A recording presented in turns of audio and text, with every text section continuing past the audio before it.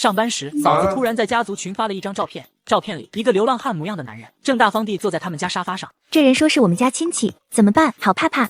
我心头一紧，立刻给物业拨了电话，随后火速赶往嫂子家。我爸妈更是急疯了，一个电话摇来了一众亲戚。半小时后，嫂子家门口乌泱泱站满了人。他看到我们一张张写满焦急的脸，先是一愣，随即爆发出咯咯的笑声。你们这群蠢货，这是现在网上最火的 AI 整蛊游戏，连这都不知道，真是一群土包子。嫂子，我们这么多人，请假的请假，旷工的旷工，大老远跑过来，不是为了陪你玩游戏的，我们是真的担心你会出事。担心我？就凭你们能帮我什么？报警还是像现在这样堵在我家门口，让全楼的邻居都来看我们家的笑话？我不过是跟风玩个小游戏，测试一下谁是真心关心我，我能有什么错？要怪就怪你们自己太蠢，连 AI 都分辨不出来。说着，他举起手机，对着我们这群狼狈不堪的土包子，干脆利落的咔嚓一张。他洋洋得意的晃了晃手机屏幕，发个朋友圈，不介意吧？各位长辈。屏幕上赫然出现一行配文：愚蠢的人类。此时我妈脸色煞白，手下意识的按住了心口，呼吸都变得急促。小薇今天来的都是你的长辈，他们是真的怕你出危险，你怎么能这么说他们？你赶紧把朋友圈删了，给大家道个歉。道歉你们也配？一群没见过世面的东西，现在网上都这么玩，开个玩笑而已，至于吗？心理素质这么差，难怪一辈子都是穷亲戚。就在这时，我哥揉着惺忪的睡眼从主卧出来，看到门口的镇长，吓了一跳。大妈、二伯、三婶，小弟你们怎么都来了？我爸气得嘴唇都在哆嗦，指着他媳妇：你问问他，问问你的好媳妇。我哥一头雾水的看向嫂子，嫂子脸上的傲慢瞬间切换成梨花带雨，眼泪疯狂的往下落。老公，我就是看网上一个 AI 流浪汉的特效很火，想跟他们开个玩笑，谁知道他们当真了，还跑来兴师问罪。爸妈，小薇她就是玩心重，没什么恶意的，你们别跟她计较。我看着我哥那副毫无原则纵容的模样，我终于明白，嫂子的有恃无恐全都是我哥惯出来的。这已经不是他第一次用 AI 整蛊亲戚了，而每一次嫂子都笑得前仰后合，骂我们开不起玩笑，不懂 AI 的乐趣。那次闹剧之后，嫂子的 AI 整蛊变本加厉，她的战场很快从家族群转移到了我哥的公司。周三下午，我哥的名字突然出现在他们公司几百人的大群，并且按了所有人。感谢王总的提拔和赏识，我一定不会辜负您的期望，在新的岗位上再创佳绩。今晚我在凯悦酒店订了包厢，请各位同事一起乐呵乐呵。消息一出，群里瞬间沸腾。同事们排着队恭喜他升职加薪，我爸妈也激动的要去庙里烧香还神。前几天还对嫂子一肚子气的亲戚们，此刻也纷纷道贺。只有我心头猛地一跳，一种熟悉的荒谬感涌了上来。我立刻给我哥打电话，铃声响了很久才被接起，背景音嘈杂的吓人。哥恭喜啊，怎么回事？你们王总怎么突然提拔你了？电话那头，我哥的声音疲惫的像被抽走了所有力气。小弟，先不说了，我这边有点乱。他匆匆挂了电话，我心里的不安被无限放大，立刻拉着父母赶去我哥家，就看到我哥枯坐在沙发上，整个人像是被抽走了魂。怎么了？这是不是升职了吗？怎么还不高兴？哎呀，多大点事儿，不就是被你们老板当着全公司的面骂了一顿吗？至于这样要死要活的？在我们厉声质问下，真相才浮出水面，根本就没有什么升职加薪，一切都是我嫂子用 AI 合成的。她模仿他们公司王总的声音，给我哥打了一通报喜电话。我那个老实巴交的哥哥哪会想到这是一个骗局，被巨大的惊喜冲昏了头脑，想都没想就在公司群里官宣了。结果可想而知，真正的王总看到消息后勃然大怒，在全公司的视频会议上严重点名批评我哥。那顿预定的庆功宴自然也成了泡影。我哥不仅没升职，反而成了全公司的笑柄。我就是想给他个惊喜嘛，谁知道他们公司的人这么无趣，一点玩笑都开不起。那是我的工作，我的事业，不是你拿来取乐的玩具。这是我第一次见我哥对他发这么大的火。嫂子愣了一下，随即眼睛一瞪，下一秒委屈的眼泪又开始往下掉。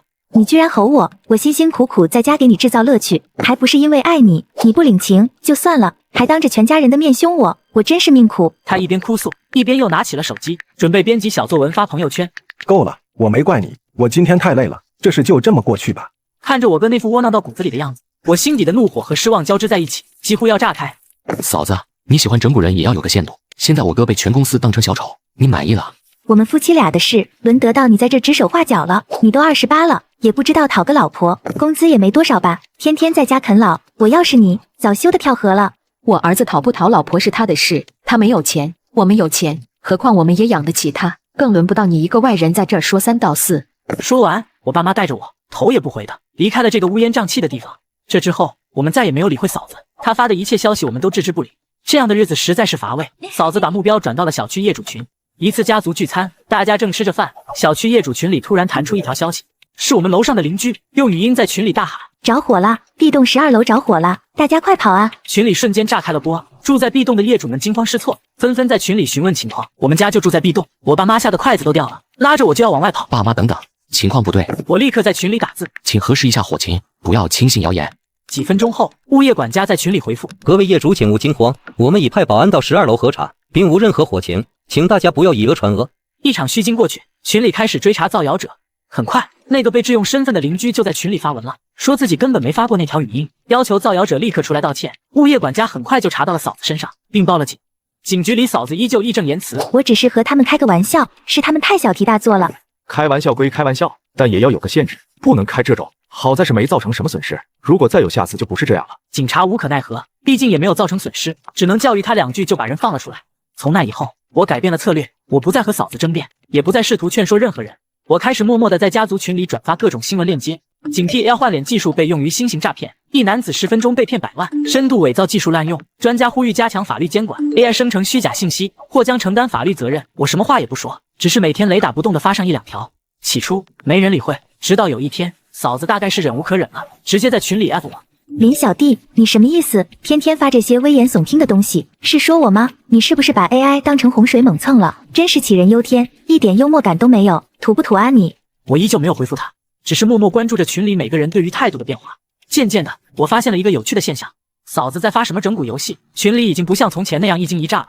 上周，他又用 AI 合成了一段我姑父在外面欠下巨额赌债的录音，发到了群里。搁在以前，姑妈早就哭天抢地的打电话了，可这次群里一片寂静。过了许久，姑妈才慢悠悠的回了一个表情包，一个戴着墨镜的猫，下面配着3个字：哦，是吗？再然后就没人说话了。李嘉玲似乎不甘心，又艾了所有人，问大家怎么不关心姑父，还是没人理他。我能想象到他此刻挺着手机，那种志在必得的表演欲落空的错愕和恼怒。他的观众正在无声的离席，此刻嫂子还没有意识到，他的整蛊行为引来真正的麻烦正在上演。在家族群吃瘪后，嫂子很快找到了新舞台户外直播。那天我无聊刷着短视频，平台就给我推送了嫂子的直播间。画面里，她举着自拍杆，正走在附近最热闹的商业街上，笑得花枝乱颤。家人们，今天带大家体验一下什么叫 AI 的魔法。她将镜头对准路边一个正在翻垃圾桶的流浪汉，嫂子手指在屏幕上飞快操作，下一秒，流浪汉的脸就被一个滑稽的卡通猪头面具覆盖了。直播间的弹幕瞬间被哈哈哈刷屏。主播太有才了，猪头人与垃圾桶，行为艺术啊！嫂子看着滚动的评论，笑得更得意了，甚至还配上了解说。看到了吗？这就是科技的力量，生活处处是笑点，只要你有一双发现笑点的眼睛。他完全没注意到，在他移开镜头的那一刻，那个流浪汉停下了手里的动作，看了他一眼。我心里莫名一紧，总觉得有些不舒服，便直接划走了直播。可那份不安却像一根细小的刺扎进了心里。第二天，嫂子家门口就出现了一个特殊的记号，像一个叉，又多了一个圆圈。嫂子立马发朋友圈抱怨：现在的熊孩子真是越来越没教养了，在我家门上乱涂乱画，气死我了。我看着那个符号，心里隐隐后怕，因为怎么看都不像是小孩子的涂鸦。下午我去嫂子家，远远看到楼对面坐了一个人，我走近一看，正是被嫂子恶搞的流浪汉。他就静静坐在那里，看向嫂子家方向。我则立即拨打了我哥的电话：哥，你家楼下有个流浪汉，一直在看着你家窗户的方向，就是嫂子昨天直播恶搞的那个人，你让嫂子最近小心点，别再搞那些直播了。知道了。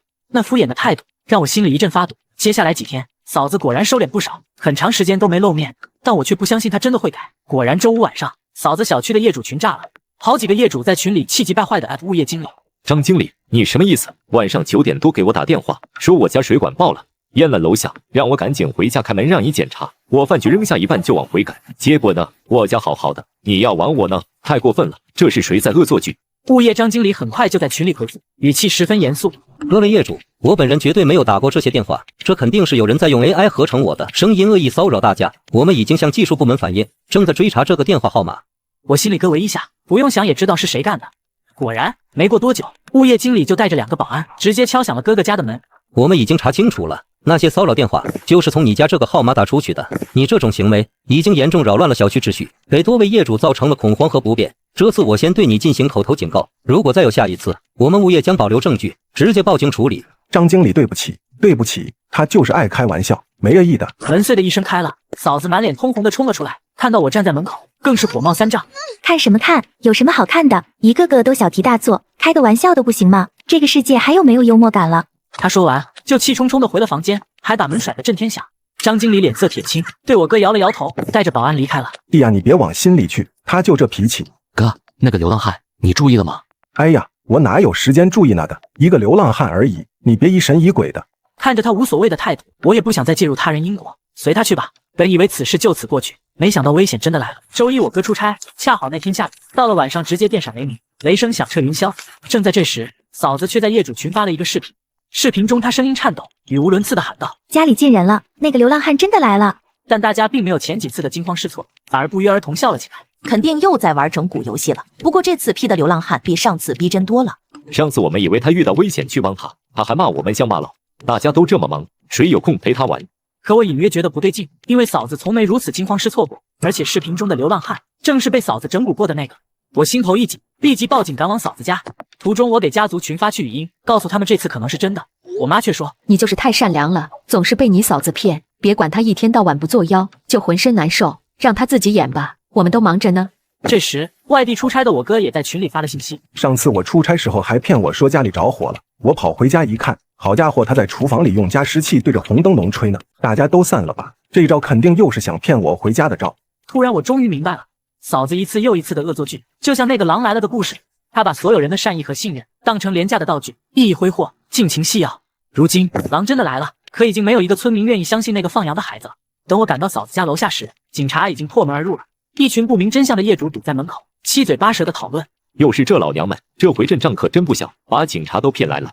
可不是吗？上次用 AI 合张经理的声音骗我说家里天然气漏了，吓得我腿都软了。这婆娘为了找点乐子，什么事都干得出来。希望警察把这种人赶紧抓起来。此时我走进屋子里，警察已经把流浪汉控制住了。客厅里一片狼藉，茶几被掀翻在地，水果零食撒了一地。嫂子蜷缩在卧室角落里，她身上那件漂亮的真丝睡裙被撕开了一道大口子。她没有哭，也没有闹，只是抱着膝盖坐在那里，仿佛灵魂已经被抽走了。嫂子被送往医院，精神受到巨大刺激，医生诊断为应激障碍。流浪汉被带走调查，发现他确实因为李嘉玲的直播恶搞而怀恨在心，尾随李嘉玲到家。这个案件被媒体争相报道，嫂子的恋爱整蛊黑历史也被网友扒出，网友的骂声覆盖整个网络。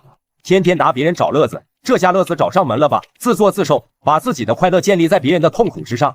这就是现实版的狼来了，自己把路走绝了，怪神。流浪汉是做错了，应该接受法律制裁，但这女的我一点都不同情。一个个刺眼的话题被顶上了热搜，嫂子的名字和照片传遍了全网，她以一种最不光彩的方式成了人尽皆知的网络红人。嫂子出事后，我问我哥，在他第一次整蛊别人时，你就应该制止，现在你后悔了吗？我后悔，我真后悔，我不该放纵他的。几天后，我妈召集了一场家庭会议，说是家庭会议，其实更像是一场针对嫂子的审判。除了我哥和我们一家，还有几个被嫂子整蛊过的亲戚也来了。我妈看着嫂子，眼底带着失望，语气也变得冰冷。小林，你带大家道个歉吧，只要你改，这件事就过去了。我以后不会了。这句道歉听起来敷衍至极，仿佛是为了应付场面而不得不说。亲戚们交换了一个眼神，显然对他的态度并不满意。他们想要的不是这种被迫的承诺，而是一种发自内心的悔悟。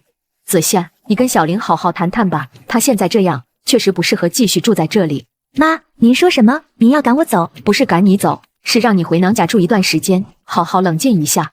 子轩，你听到没有？你妈要赶我走，你是不是也这么想的？你是不是也觉得我活该？你别碰我，你这个懦夫，你就会听你妈的话。当初你追我的时候可不是这样的，现在我出了事，你就要把我一脚踢开，姨是不是早就想摆脱我了？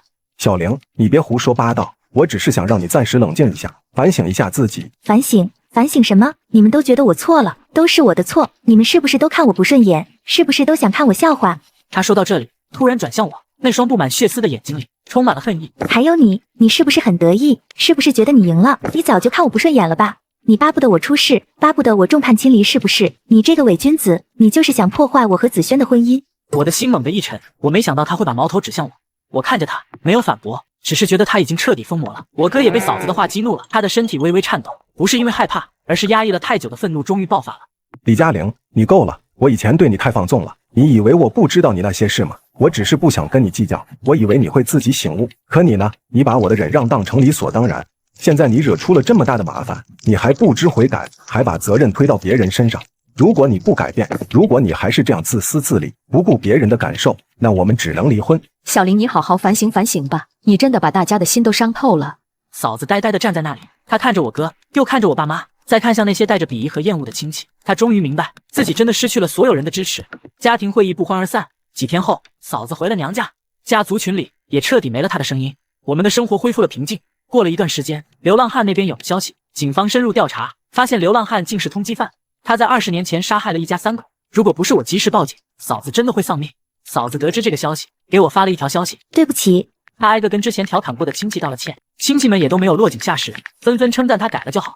再过没多久，嫂子跟我哥离了婚，他说他要去外面走走。嫂子走后，我哥每天闷闷不乐，望着曾经和嫂子一起住过的房子发呆。我知道他是放不下嫂子。日子一天天过去，有一天我突发奇想，想把这件事写成一篇短文章发出去之后，一夜之间爆火，点赞评论上万条，引发了数万人共鸣。我没想到，一个发生在我家里的故事，竟然能引起这么多人的共鸣。原来被这种玩笑伤害过的人有那么多，我的文章成了他们情绪的宣泄口。正在这时，我哥从房间里走了出来，他眼圈有些红，他走到我身边，沉默地拍了拍我的肩膀。你做的对，以前是我错了，是我把他惯成了这样。如果我能早点像你一样站出来说不，或许就不会到今天这个地步。是啊，家不是讲理的地方，但也不是没有底线的地方。这次的事也算是给我们所有人都上了一课。俗话说得好，永远不要消费别人的善意，因为因果自有轮回。